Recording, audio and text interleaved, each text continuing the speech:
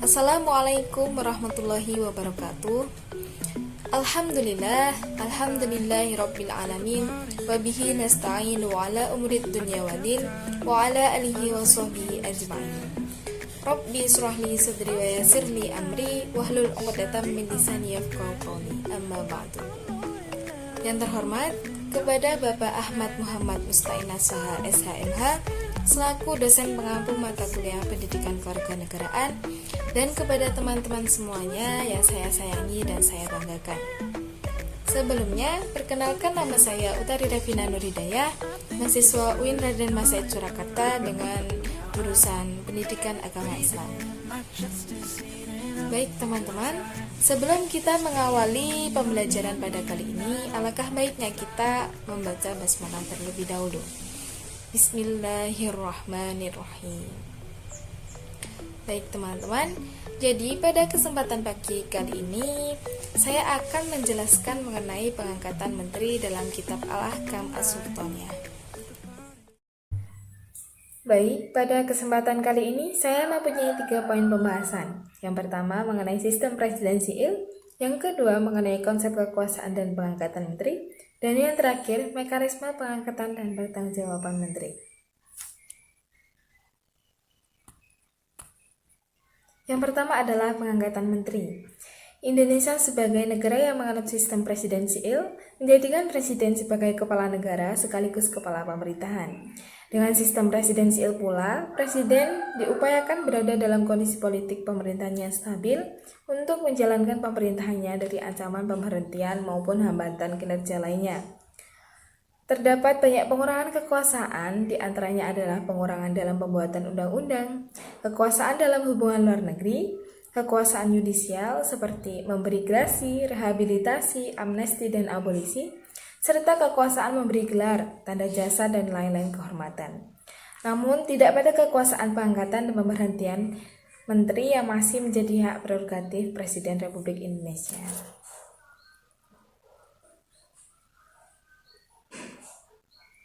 Perbedaan konsep hak prerogatif menurut para ahli hukum tata negara seringkali menimbulkan perdebatan. Hak prerogatif secara sederhana dapat diartikan sebagai kekuasaan istimewa yang dimiliki oleh seorang penguasa tanpa adanya campur tangan oleh lembaga lainnya. Hak prerogatif presiden adalah hak yang tercantum dalam beberapa pasal dalam Undang-Undang Negara Republik Indonesia tahun 1945. Sedangkan prinsip checks and balance adalah prinsip ketatanegaraan yang menempatkan kekuasaan eksekutif, legislatif, dan yudisial pada kedudukan yang sederajat serta saling mengontrol satu sama lain. Kekuasaan negara diatur, dibatasi, bahkan dikontrol dengan seimbang, sehingga dapat mencegah penyalahgunaan kekuasaan oleh aparat penyelenggara negara. Nah, mekanisme checks and balance merupakan hal yang lazim dalam suatu sistem demokrasi. Prinsip checks and balance tidak dapat dipisahkan dari masalah pembagian kekuasaan. Prinsip checks and balance merupakan perkembangan dari teori pemisahan kekuasaan. Prinsip ini lahir agar dalam pemisahan terdapat sinergi antar cabang kekuasaan, serta untuk mencegah terjadinya penyalahgunaan di dalam suatu cabang kekuasaan. Nah, pengangkatan, pemberhentian, serta kontrol terhadap kinerja menteri yang tanpa melalui prinsip checks and balance mengakibatkan kekuasaannya rentan tersandra oleh kepentingan sebagian kelompok. Nah, jika kita cermati pada pasal 6A ayat 2, di sana disebutkan bahwa pasangan calon presiden dan wakil presiden diusulkan oleh partai politik atau gabungan partai politik peserta pemilihan umum sebelum pelaksanaan pemilihan umum.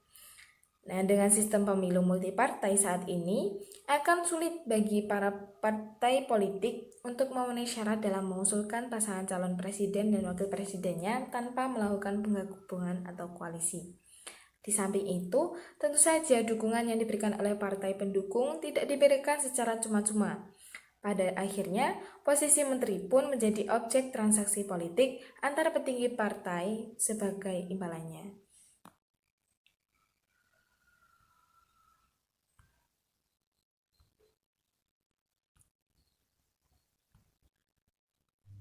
Selanjutnya adalah sistem presidensial.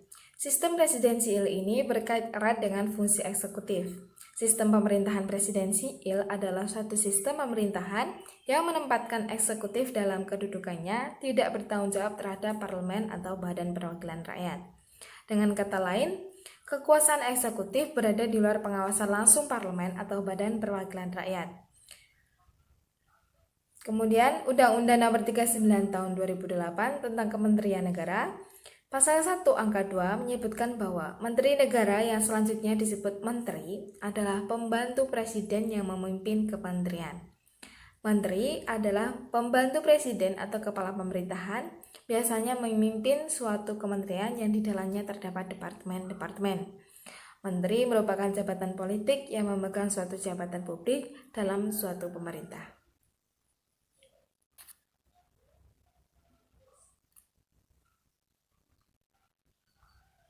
Kemudian setelah perubahan pertama dan ketiga, pasal 17 Undang-Undang 1945 mengalami sedikit perubahan. Di antaranya adalah terdapat perubahan nomenklatur pada pasal 17 ayat 2 yang sebelumnya berbunyi menteri-menteri itu memimpin departemen pemerintah.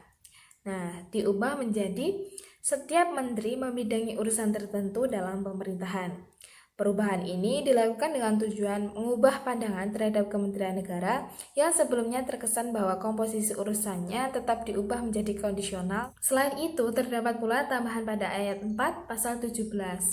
Jika sebelumnya kementerian dibentuk, diubah, dan dibubarkan secara bebas oleh Presiden, maka setelah perubahan ketiga, hal tersebut tidak bisa dilakukan serta-merta karena semua itu diatur dengan undang-undang. Itu artinya untuk melakukan pembentukan, pengubahan, dan pembubaran Kementerian Negara, Presiden memerlukan persetujuan DPR.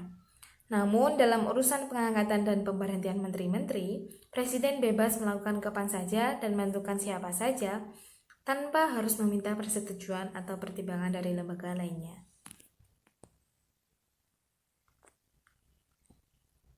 Dengan adanya ketentuan pasal 17 ayat 4, Undang-Undang Dasar Negara Republik Indonesia tahun 1945 yang menyatakan bahwa pembentukan, pengubahan, dan pembubaran Kementerian Negara diatur dalam undang-undang, maka dibentuklah UU Nomor 39 Tahun 2008 tentang Kementerian Negara sebagai pelaksana amanat konstitusi. Dalam pasal 1 angka 1 UU Nomor 39 Tahun 2008 dijelaskan bahwa Kementerian Negara adalah perangkat pemerintah yang membidangi urusan tertentu dalam pemerintahan. Sementara Menteri Negara adalah pembantu Presiden yang memimpin kementerian sebagaimana disebutkan dalam pasal 1 angka 2 Undang-Undang Nomor 39 Tahun 2008. Pada pasal 3 disebutkan pula bahwa kementerian berada di bawah dan bertanggung jawab kepada Presiden.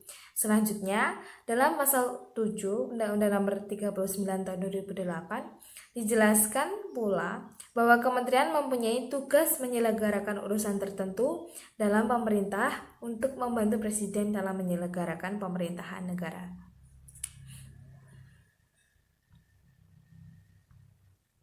Nah, secara real dikatakan sebelumnya bahwa yang menjalankan kekuasaan eksekutif sehari-hari adalah menteri-menteri. Apabila Presiden tidak dapat mengendalikan dan mengawasi para menterinya, maka Presiden akan kehilangan kendali terhadap jalannya pemerintahan. Dan apabila pengangkatan menteri tidak didasarkan pada kapabilitas, integritas, dan loyalitas, maka akan menghadirkan ketidakefektifan jalannya pemerintahan. Dan apabila pemberhentian menteri oleh Presiden tidak berdasarkan hasil evaluasi kinerja, tetapi karena alasan lain, semisalnya alasan politis, itu juga akan mengganggu jalannya pemerintahan. Kemudian, dalam menjalankan tugas pemerintahan, Presiden juga harus melakukannya secara efektif dan efisien. Jabatan menteri dan kementerian tidak boleh diobral sebagai hadiah politik terhadap seseorang atau suatu golongan.